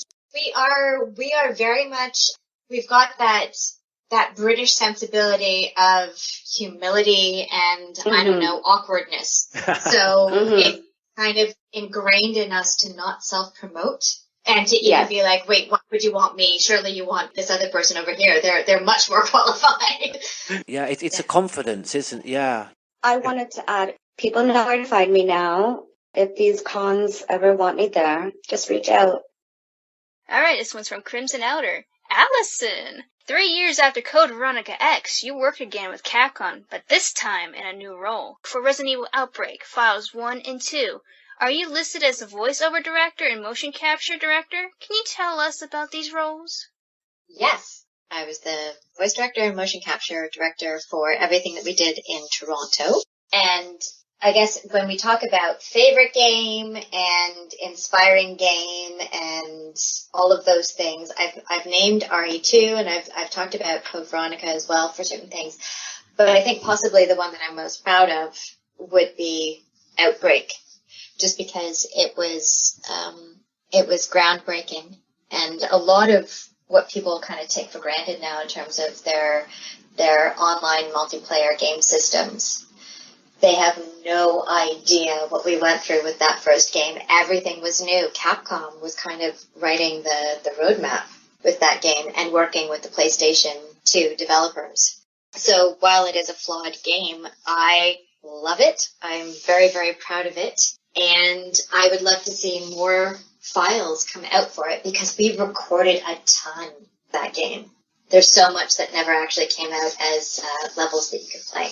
Now, that's fascinating to know. And again, I appreciate your answer. Will have to be brief, and hopefully we'll have an Outbreak discussion at some point in the future with all these rumours. And even before the rumours of an HD remake of Outbreak, previously there's been huge demand for an Outbreak File 3.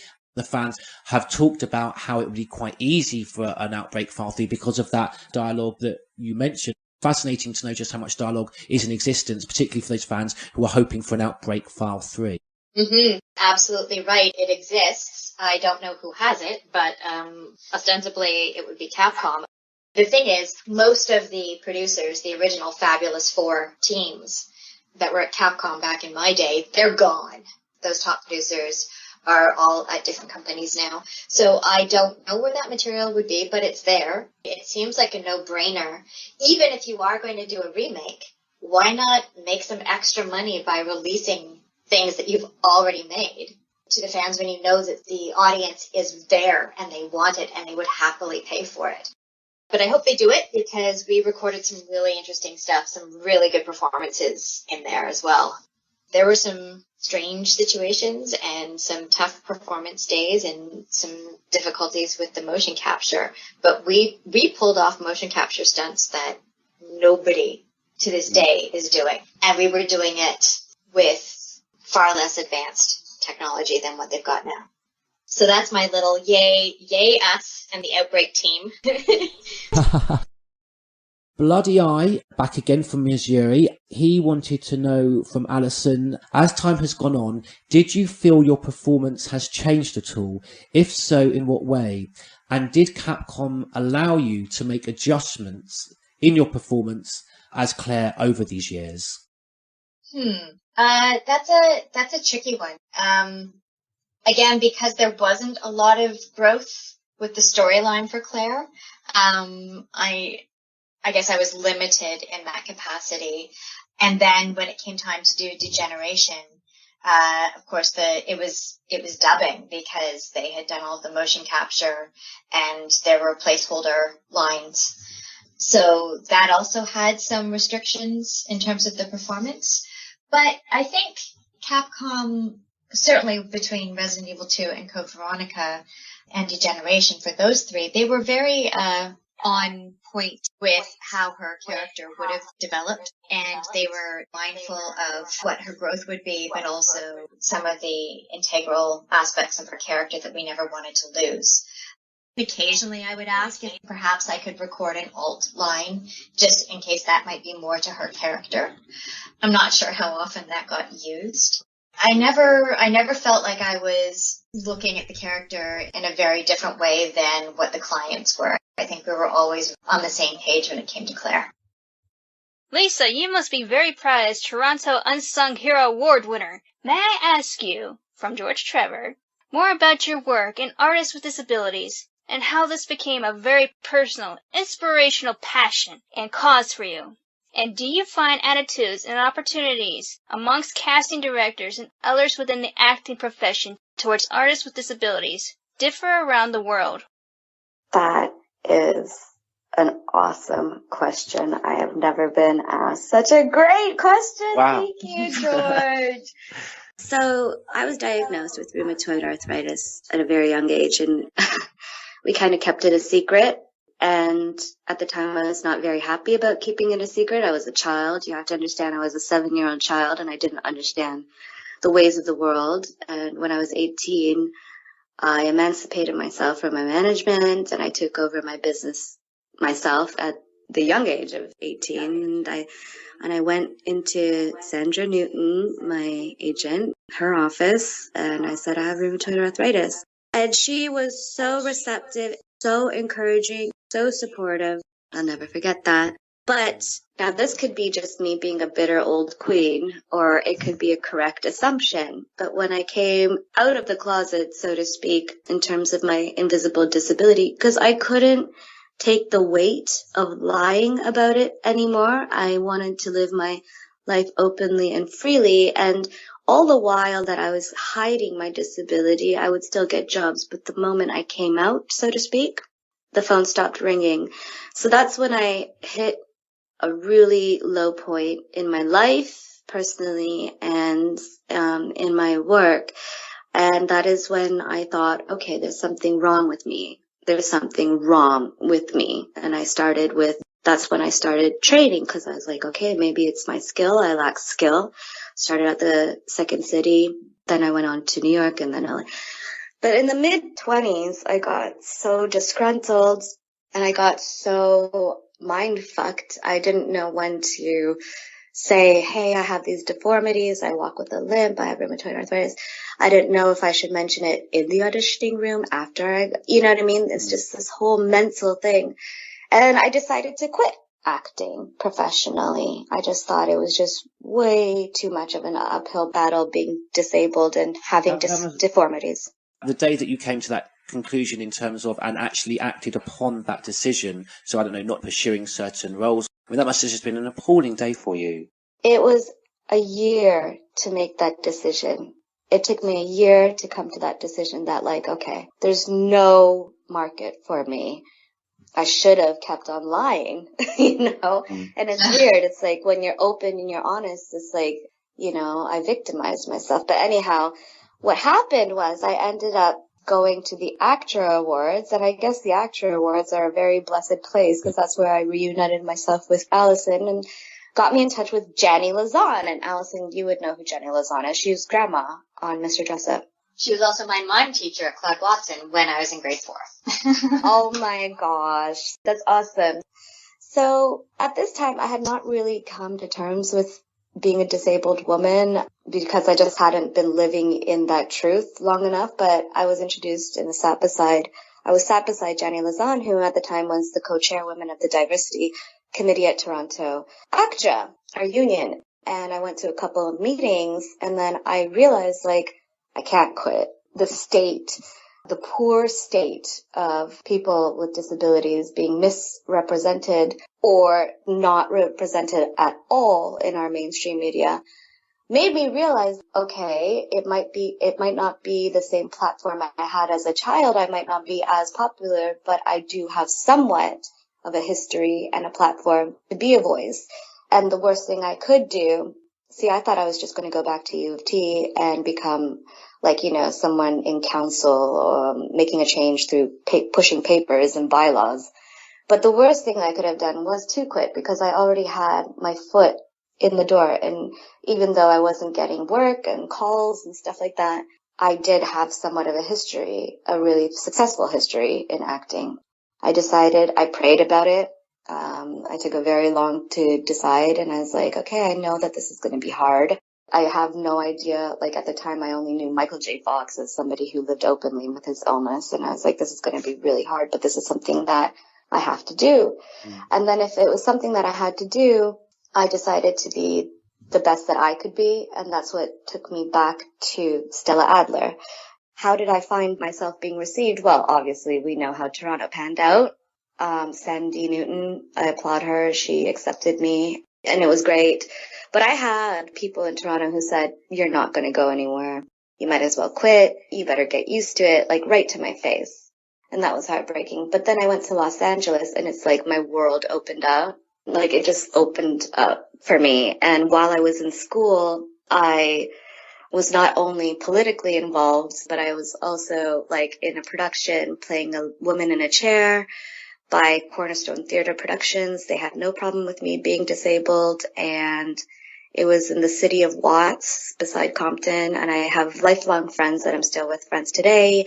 And I was doing that while I was in school full time. And then, like, the theater world totally accepted me, and so much so that I went on to being nominated as Best Ensemble for the last production I did at the Los Angeles 2015 Ovation Awards, which is like the highest acclamation in theater in LA. So in a very long 5-minute answer, it's turned out to be the best thing I ever did. It was hard and it's painful at times, but it's the best decision I ever did was not to quit. places that are more receptive to people with disabilities. And I have to say, even before I went to Los Angeles, I have to give it to Great Britain. I have to give it to United Kingdom and the BBC. Ouch. It's a radio program, and they have this modeling agency that is specifically for models with diversity, and they're called Models of Diversity, and they're based in London. I wish we had a branch out here in North America. There's nothing like it wherever I've looked. So hats off to Great Britain. And then I would place Los Angeles, and then, sadly to say, then Toronto. They need to be applauded for what they're doing. What they're doing is groundbreaking. They are like avant-garde. In 50 years, we're going to look back and say, if it wasn't for Models of Diversity, if it wasn't for BBC Radio, if it wasn't for Ouch, if it wasn't for the Vagrancy Theater in Los Angeles, the Illyrian Players in Los Angeles, we wouldn't have XYZ. We have to applaud them. To your credit that you talk about an industry that's accepting you, but you've obviously had to make that very wise and dignified and extremely difficult step to not be negative about your situation. You've taken on a very positive attitude towards a disability, a challenge in your life, and that gives inspiration in all sorts of other areas. The way that you've faced your disability, I saw on your Twitter, you put up a video at a hospital and you weren't meant to be videoing. I think you were videoing your hands.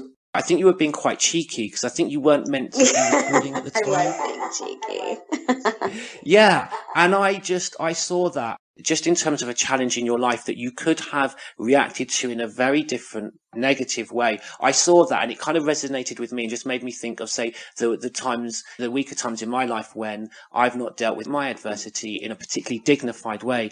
The way that you were dealing with that situation just inspired me to be more positive when maybe I might wallow because of a difficult challenge. Well, of course, that's a natural reaction, George. You know what I mean? It is.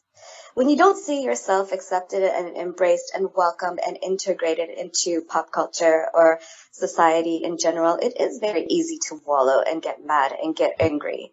But the thing is, if you stay angry, stay mad, and you stay wallowing, where's the productivity in that? You know what I mean? We have, since we are at the forefront of change, it is that we have the harder deck of hands to deal with, but it's just like we have to act as elders in the community and the wiser ones in the community. And we do have to put our feelings aside. It gets sad at times. It gets tiring at times, definitely tiring at times. But it's just like, who else is going to do it? Who else is going? Nope, I would never want to work or be around somebody who's negative, able-bodied or not. I'm never going to give somebody a chance just because they have a harder deck in life. You know, I want to work with and be surrounded by people who are positive. I'm not saying 24/7, but positive outlook in this nut in life. You know, wouldn't you agree? It's not difficult to take the negative, the easy option, and absolutely, it's much harder, but it's much wiser, it's more dignified, and it's much more fulfilling in the long term. Yeah, to respond in that positive way. All people from all walks of life with disabilities are going to be inspired when they see your performances. Oh, well, thank you. I hope it creates change. I don't really care about the acclamations or what I get. I just hope it, the attention it brings opens more doors. That's what I want out of this. It was sitting with Lisa having lunch and hearing about what you've been doing in LA and the theater and the groups that you've been working with. And that was what made me finally, after how many years, made the light bulb go off and say, wait a second, why the hell don't we have actors with physical disabilities doing voice work? It's a no-brainer. Why aren't we doing this? And that's why we're going to actually do the workshops for our actor members who do identify with a physical disability, but have been completely neglected. This is the thing, it's just so part of a business as usual mindset. Yeah. That you don't realize it until you do. And then once you do, it's awful. It's absolutely horrible. Yeah. When you start looking around and just starting to take a look at the littlest things that are just taken for granted and people are completely cut off from and isolated from simply because of a mobility situation. And it's gross. So it does need to change. And George, whatever you can do to promote that, please do. And I have to admit, I have to applaud that, like, changes don't happen from just the physically diverse community. It's like, Alyson has seen me as a person all my life. And I think that's why the light bulb didn't go off until now, because I kept it a secret and didn't talk about it. But the thing is, we need friends like Alyson. We need allies. We need able-bodied allies. Do you know what I mean? And this has been true for any social movement that we've witnessed. You need the outside people who are already on the inside to help. And so I applaud people with the mind frame of the likes of Sandy Newton, Alyson Court, Caitlin Hart. I can go on and on. We need allies. And thank you, George, for bringing this up. It was really nice of you to do that. We've drawn to an end now. There were bonus questions, but we'll leave those for another time because you guys have been on here for 3. Lisa, Alyson, thank you so much. We're into 3 hours. I could do this all night. We're taking advantage of you now, I think. Before we go, Alyson, I don't know if I'm speaking for you, but, like, do you want to mention anything that we're working on right now, Al? So for me, I can mention that I am voicing a series called Mysticons, which is going to come to air spring of 2017, and I will get you guys more information about it as we get closer to the air date. And then I'm voice directing a new series, but I can't say what it is. I was just going to ask, are you allowed to say the character you're playing in Mysticons? That's a really good question. I don't know if I'm allowed to say which one I am, so okay. I'll stay quiet for now. They've only released art as our silhouettes. So I'm the tall one with the big poofy hair. Oh, cool. That's so cool, Alyson. And Lisa. Me? Well, I was talking to my director, Caitlin Hart, again, and I'm thinking about it, but I might be in a production of the Scottish play, Macbeth, but it's just talking right now, and that would be in Los Angeles. And then I have this independent short film, which is in post-production, called Runaway Dream. So I'll let you guys know if that ever gets up and distributed, but that's something in the future. And then can I say to the fans where to reach me, George? Oh, absolutely, because I was going to say all Lisa Jai and Alyson Court fans, please be assured, not just their Resident Evil work from the past, but as importantly, their present and future work and projects and associations. All these links, all these details will all be not just at the site when we publicise the podcast, but as an ongoing thing. We'll be very proud to say that we hope we have an ongoing friendship with Lisa and Alyson. And so at times in the future, we'll be posting links as to where guys can enjoy your professional work. Thank you. On Twitter and Instagram, I'm at Crooked Fingers Girl, and on Facebook, you can find my page, Lisa J. And the only reason why I'm saying this personally is because I need friends, and I love my Resident Evil 2 community. Oh, wow. The outcry when you weren't recast as Sherry Birkin, not just for Dark Side Chronicles, but again, Resident Evil 6, years, decades after, not wanting to make you feel old, you were very young at the time. Such a long time afterwards, I think really goes to show just what an impact and how beloved you are amongst the fans. And of course, to Alyson. So if I can just say, for me, George Trevor and Crimson Head Elder, on behalf of the Resident Evil fans globally across the world, I cannot think of any partnership, any 2 actresses we would have wanted to have spoken to more. This 20th anniversary year of Resident Evil, this has been a very special privilege and a very special experience for me to be able to speak to you both. You've been particularly personal and shown a lot of consideration with your answers. Thank you very, very much. This will be edited down into a podcast. It's only fair your fans know that you've been speaking to us for over 3 hours. So for me, it's only seemed like 10 minutes. For me, George Trevor, thank you so very, very much. You've responded to what was a cold call from a complete stranger from England, some Cockney white boy you've never heard of. Thank you so. That's okay that you're a Cockney boy, because from what I do know about my dad, his parents were Cockney. So. Oh, okay. Well, hey, brother. Thank you so much. And I could go on and on, so I better shut up. Over to Oracle. I want to thank Alyson and Lisa for taking their time and joining us for the podcast and answering the questions from fans that adore their work and appreciate them. You two have honored us like many voice actors and actresses before. We thank you from the bottom of our hearts and hope you will come back again sometime in the future. Thank you, Oracle, and thank you, George, for giving me this opportunity to speak, and we will keep in touch. And I would like to say thank you to George and the Oracle and your entire fan base for the fantastic questions, the continuing support, and the interest in our lives almost 20 years after the time the game first came out. It's been a pleasure voicing characters and getting to know the fans. That's been wonderful. So I really hope we get a chance to talk in the future. Come find us on Twitter. Love to everybody, and I will talk to you guys soon. And Aaron, Oracle, George, aka Paul, we will do another podcast soon, okay? Thank you so much, Oracle, and thank you so much, George, and thank you to all of the wonderful questions, and we will keep in touch. Thank you so much. Bye. You're welcome, guys. See ya. Good night. Bye.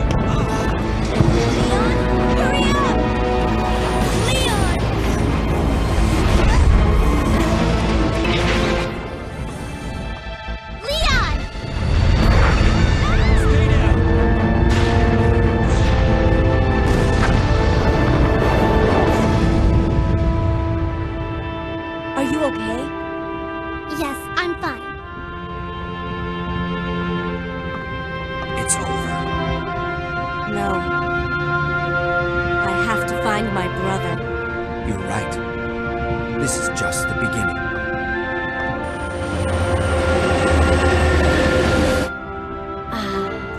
My God has protected you. It will always be with you. Claire. Sherry.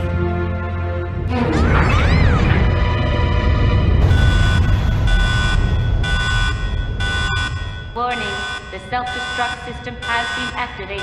Each train compartment will detonate sequentially. Repeat, each train compartment will detonate sequentially. Claire! Stop the train! I can't! The door to the control room is locked! Claire? What is this? Stay back.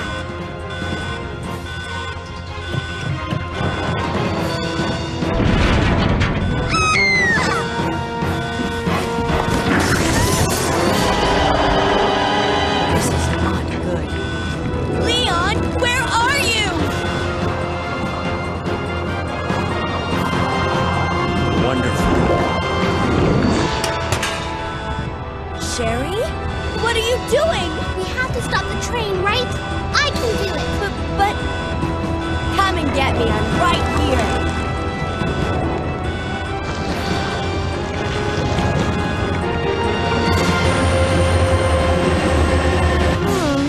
Which one's the right switch?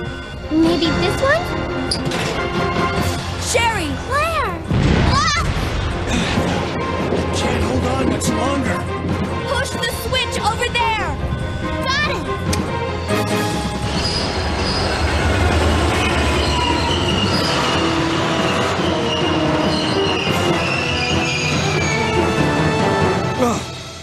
Finally. Are you okay, Sherry? I'm okay. Where's Leon? Leon?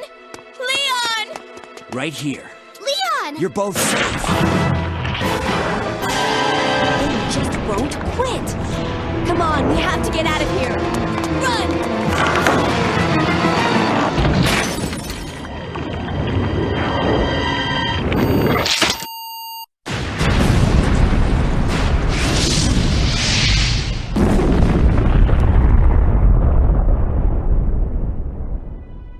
So, it's finally over. Sherry, you look terrible. No worse than you, Claire. That was a close one. That was pretty impressive back there, Sherry. It was nothing. I saw someone do that on TV once. Come on, we've got to move out. Now what's the problem? Is something following us? Hey, we still have a job to do. Let's go. Go?